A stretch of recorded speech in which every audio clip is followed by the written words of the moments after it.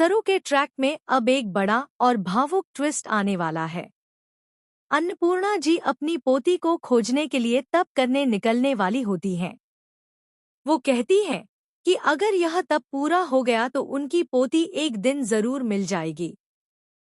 सरू यह सब सुनकर भावुक हो जाती है और कहती है, दादी, अगर आपको लगता है कि इससे आपकी मिन्नत पूरी होगी तो यह तप मैं करूंगी। दादी पहले मना करती हैं, लेकिन सरू जिद पर रहती है कि वह ही यह तप करेगी। सरू घुटनों के बल मंदिर की सीढ़ियां चढ़ना शुरू करती है, लेकिन अनिका पहले ही वहां कांच के टुकड़े बिखेर चुकी होती है और कहती है, अब इन कांच के टुकड़ों से बचकर दिखा। आज तुझे वेद भी नहीं बचा पाएगा।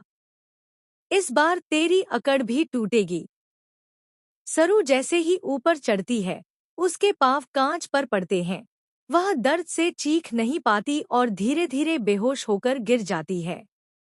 दूसरी तरफ वेद भी सरू को बचाने नहीं आ पाता, क्योंकि अनिका की चाल के चलते वेद अपने केबिन में बेहोश पड़ा होता है। इसी दौरान अन्नपूर्णा जी के पास दादू एक बड़ा सच लेकर आते हैं। उनकी तबीयत बेहद खराब होती है और वह अन्नपूर्णा जी से कहते हैं, सरू ही हमारी असली पोती है। सालों से जिसे हम ढूंढ रहे हैं वही है। यह सुनकर अन्नपूर्णा जी हैरान और भावुक दोनों हो जाती हैं। वह समझ जाती हैं कि सरू के प्रति उनकी अजीब सी लगाव की वजह क्या है।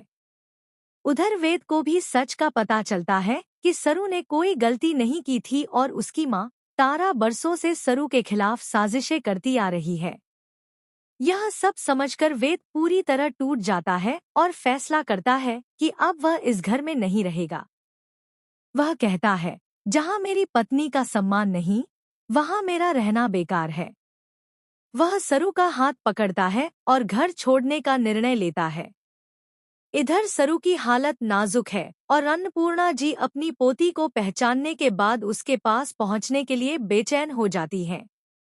अब देखना यह होगा कि सरू की पहचान सबके सामने कब आएगी और क्या तारा व अनिका की साजिशों का अंत आखिरकार हो जाएगा।